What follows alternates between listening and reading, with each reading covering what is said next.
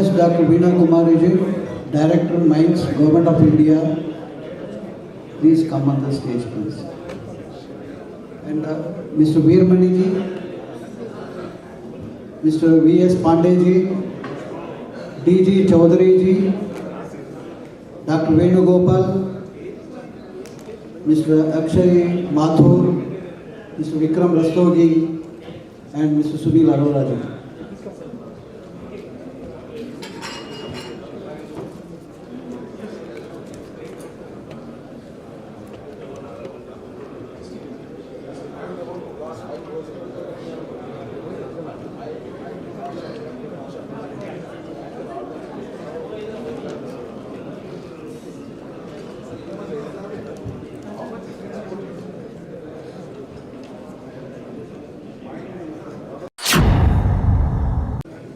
Dignitaries on the dais, senior industry members and friends.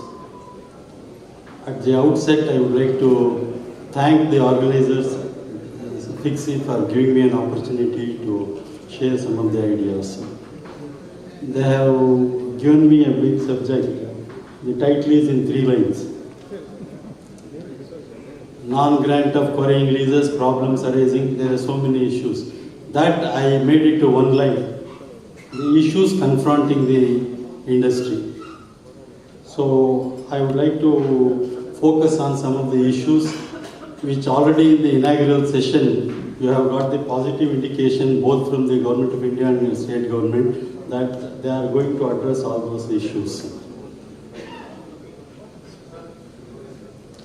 My presentation will be in the same order. I will speak something about, little bit about the granite industry, non-grant of quarrying leases, problems due to auctioning, lease period, how much it should be, recovery of factor in dimensional quarries, and what is that the Government of India GDC has given and what are their recommendations, and then finally I would like to conclude with all this. As you all know, India is endowed with rich dimensional stone resources. In fact, at some point of time, few years back, India was one of the largest, it was the largest producer of dimensional stones in the world.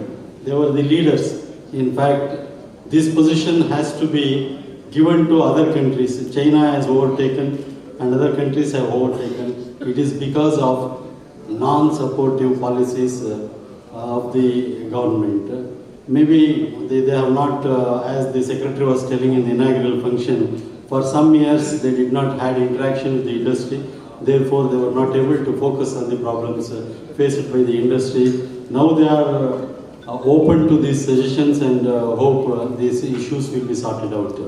In fact, India has more than 200 varieties of granite which can be promoted. And here I would like to give full credit to the entrepreneurs. They are the people who brought this into the limelight. They promoted this industry not only in India, in abroad also. And only much later, the State Department and the central government departments started looking into the resource position of these dimensional stones. If you come to the resources, we have huge resources, about 46 billion cubic meters in India. And Karnataka, we have much, it is a leader in the, as far as resources are concerned, we have 9.3 billion cubic meters. In fact, a few years back, in early 80s, Karnataka was exporting 75% of the 75% was the share of export when compared to all India exports. It was leading. Now the exports have come down to around 20% or even less than that. We have rich resources in Rajasthan, Jharkhand, Gujarat, Andhra Pradesh, Madhya Pradesh, Odisha, and in all other states also. You name the state, we have the resources. But only thing, it needs to be properly explored and brought into usable and variable status. And in fact, when you focus on the earnings, foreign exchange earning, maybe in the year 2014 and 15, the dimensional stone industry earned foreign exchange to the tune of 12,335 crores. And it was the first at that year. Next was iron ore. The reconnaissance holder had the opportunity of getting into the prospecting license. Here, a fellow who has invests and explores, he has no guarantee that he will get that area. Somebody may get it. In such a condition, I don't think any industrialist will put their money in exploration. So that is the problem. In fact, I believe that the NMET also is looking into this issue. Once they sort out, and maybe naturally the state governments will also take a call on this particular issue. Then exploration reports present available, whatever the reports we have right now, they are all regional survey reports. They don't give anything regarding the recovery or the assured reserves. It only gives about the resources. It's a broad figure. What is that I can economically take back? That is not there in the present reports what are available in the public domain, whether published by the state departments or by the government of India. Then fixing value to this differ, especially to the dimensional stone, fixing value is difficult because the nature of the deposit is such, even in a particular quarry, in a one particular level, one block will be different and the other block will be different because they are guided by so many factors which I will discuss in the next slide. And then even if you auction it, the final bid may be either maybe higher or maybe on the lower side also, because we have seen in the iron ore auction, because of the competition among the corporates, the bids went on maybe 100 or more than 100%. In other states, it is even more than 200%. In fact, we had an interaction with the State Bank of India people who have prepared the tender documents for the major minerals. They feel that it is necessary to put a cap on the upper limit also. Because you cannot, because of the competition, you cannot go on bidding it. Because after taking the bid, you may not be able to operate that quarry and make profits. So these are all the issues involved in the auctioning. And another big major issue is most of the deposit, if it is put into auction, only the big players will take it. What will happen to the small and medium operators? They will be completely wiped out. Those who have money can only bid and others will. So there will be a social imbalance. And then possibility of ending up in litigation.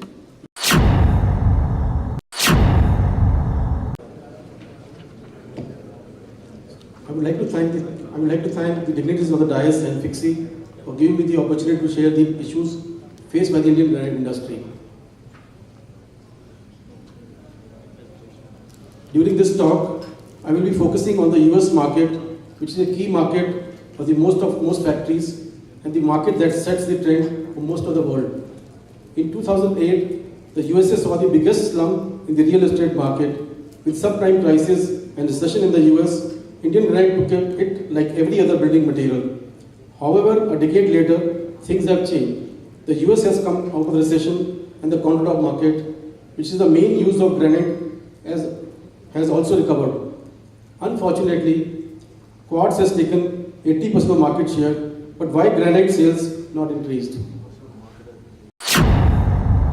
Good afternoon, everybody, and greetings to officers from Government of India, Government of Karnataka, members of the dais.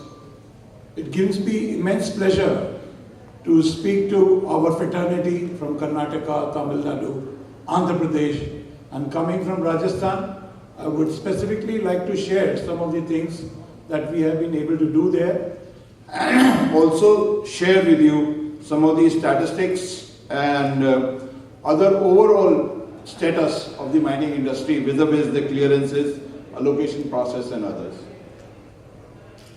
So once we think about a mining project, there are three basic processes. One is allocation and starting of a mine, which is acquisition of rights. Second is operating a mines, which means territory clearances, compliances and others. And third is either exit from our mines, transfer of our mines, so that is the where we come to an end or we abandon our mines. So these are the three primary steps, and I will speak about them little bit. Granite ಅಸೋಸಿಯೇಷನ್ದವರು ಬ್ಯಾಂಗ್ಳೂರಿನಲ್ಲಿ ಒಂದು ಸಮ್ಮೇಳನ ಮಾಡಿದ್ದಾರೆ. ಬಹುತೇಕವಾಗಿ ಅವರು ತಮಗಿರ್ತಕ್ಕಂಥ ಸಮಸ್ಯೆಗಳು ಮತ್ತು ಬೇರೆ ಬೇರೆ ರಾಜ್ಯಗಳಲ್ಲಿ ಏನೇನು ಪದ್ಧತಿ ಇದೆ, ಯಾವ ರೀತಿ ಸರಳೀಕರಣವನ್ನು ಈ ವ್ಯವಸ್ಥೆಯಲ್ಲಿ ತರಬಹುದು ಅನ್ನೋದ್ರ ಬಗ್ಗೆ ಇವತ್ತು ಮತ್ತು ನಾಳೆ ಇದು ನಡೀತಾ ಇದೆ. ಇಲ್ಲಿ ಬೆಳಗ್ಗೆ ಮಾನ್ಯ ಗಣಿ ಮತ್ತು ಭೂವಿಜ್ಞಾನ ಸಚಿವರು ಇದಕ್ಕೆ ಹಾಜರಾಗಿದ್ದಾರೆ. ಈಗ ಮಧ್ಯಾಹ್ನ ಸೆಷನಲ್ಲಿ ನಾವು ಇವ್ರ ಜೊತೆ ಎಲ್ಲ ಭಾಳ ಅವರ ಪ್ರಾಬ್ಲಮ್ಗಳೇನಿದೆ ಅದನ್ನು ಯಾವ ರೀತಿ ಬಗೆಹರಿಸ್ಬೋದು ಅನ್ನೋದ್ರ ಬಗ್ಗೆ ಅವ್ರ ಜೊತೆ ಚರ್ಚೆ ಮಾಡಿದ್ದೀವಿ. ಮತ್ತು ಬೇರೆ ಬೇರೆ ರಾಜ್ಯದ ಪ್ರತಿನಿಧಿಗಳು ಇದ್ದಾರೆ, ಅವರಿಂದ ಸಹ ನಾವು ಹೆಚ್ಚಿನ ಇನ್ಪುಟ್ಸ್ ತೊಗೊಂಡಿದ್ದೀವಿ. ಪ್ರಾಬಲಿ ಅವರು ತುಂಬ ಇಂಪಾರ್ಟೆಂಟ್ ಇಶ್ಯೂಗಳನ್ನು ಕೆಲವು ಇಲ್ಲಿ ರೈಸ್ ಮಾಡಿದ್ದಾರೆ, ಅವನ್ನು ನಾವು ಅಟೆಂಡ್ ಮಾಡೋಕ್ಕೆ ಪ್ರಯತ್ನ ಮಾಡಿದ್ದೀವಿ. ಸರ್ ತಮ್ಮ ಹೆಸರು? What we are looking is there is a huge waste dump in and around these granite quarries. So economically we are trying to use those dumps. Maybe it may be used for the M-sand in some cases. Somewhere it can be used as the crab stones, and somewhere it can also be used for a different purpose like paving and other things. So now each and every, we have requested all the association and their heads to make use of the waste dump and to pay royalty even further. Right now it is just dumped outside the quarry, and lot of land is also being occupied, and that land and the mineral below that land is also occupied, and that can also be not used. In the existing situation, we are asking them to dispose the dump. Just maybe as of my knowledge, it may be more than 28 to 30 million metric tons. The quarry waste that is The quarry waste that we can use for different purposes. You also mentioned about license, something like reuse of license. There is no clarity on that. No, it is not reuse of license. They have quarry plan. The quarry plan is for a specific quantity. It may be for the black. Somewhere they have taken for the black together with some disposal of waste. So we have to look at the individual quarry plan, and we have to take the declaration that what is the quantity of the dump they see without having a provision in the quarry plan for the disposal. That declaration we will take, and we will ask our officers to revise their quarry plan, and we will get the composite environmental plan for disposal. ಹೆಸರು ನನ್ನ ಹೆಸರು NS Prasanna Kumar. ನಾನು ಗಣಿ ಮತ್ತು ಭೂ ವಿಜ್ಞಾನ ಇಲಾಖೆಯ ನಿರ್ದೇಶಕ.